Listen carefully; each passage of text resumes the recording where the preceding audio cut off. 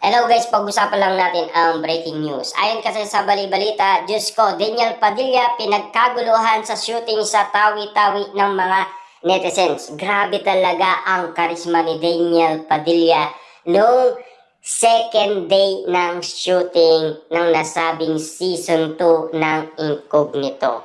Nang dahil spotted nga naman kasi si Daniel Padilla ang nagsushooting sa tawi-tawi, pinagkaguluhan kaagad si Daniel Padilla at kinabaliwan. Lalo-lalo na kasi grabe ang mga tao nung napansin nila na si Daniel Padilla ay nandoon at nagsushooting ng nasabing teleserye.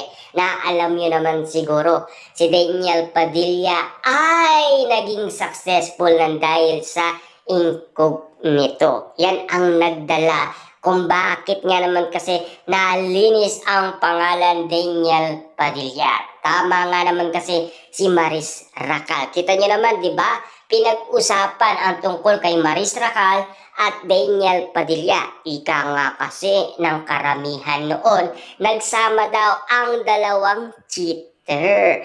Pero ngayon, kita nyo naman, bonggang-bongga, nagkaroon pa ng season 2 nang dahil sa request ng karamihan. Yan kasi ang request ng iba't ibang mga netizens. Pero yung kay Catherine Bernardo, nagre-request lang sila kapag si Alden Richard ang kasama niya. Pero kapag si James Reid ang kasama niya, bulok daw ang nasabing series ni Catherine Bernardo na talagang hindi mo alam kung ano talaga ang tunay na kadahilanan kung bakit ayaw na ayaw nila kay Catherine Bernardo at James Reid. Kasi daw, pangit talaga. Pangit na pangit daw ang teleserye. Ayon kasi sa karamihan. Kung bakit nga naman kasi bagsak ang ratings ng nasabing teleserye ni Catherine Bernardo dahil nung una mataas.